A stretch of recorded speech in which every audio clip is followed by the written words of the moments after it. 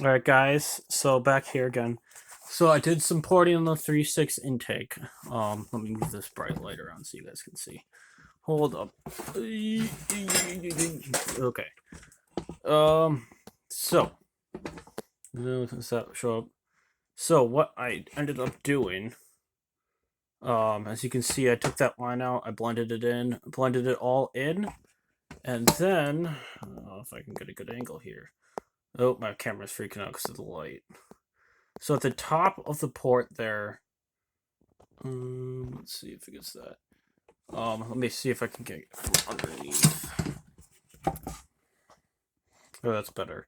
So what I did basically is I blended the top in there, um, and rounded the edges off. So if you can see this here, the sharp lean into the thing here. So I just rounded that in.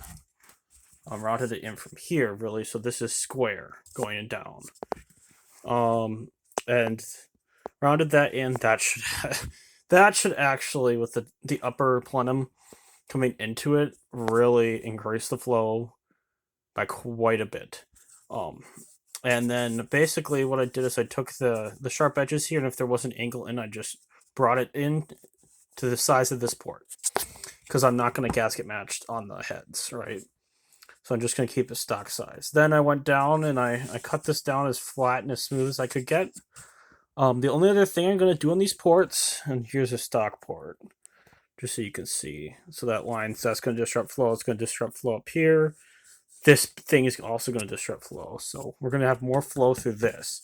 So this is no longer going to be a restriction. In fact, it probably wasn't. The valves are probably a restriction. I'll have to do a cylinder head math video on the pentastar.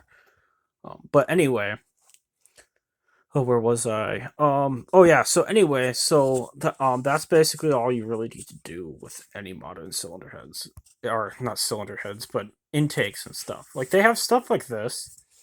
There's these issues. And you can fix them. Oh, that's right. So the only other thing I'm doing is I'm gonna put a sandpaper finish on this, a rough finish, because the injector is right here, right here. This hole, that's the injector.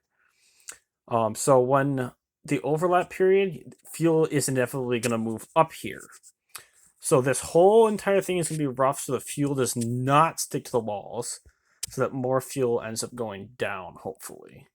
And maybe, hopefully, that'll help increase fuel mileage and horsepower a little bit. But as you can see, guys, I did not change the gasket size whatsoever.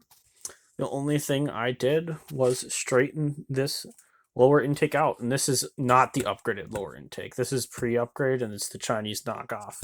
But it's cheap and it's what you got. But we'll see. I'll have to keep posting videos and updates for you guys to check out.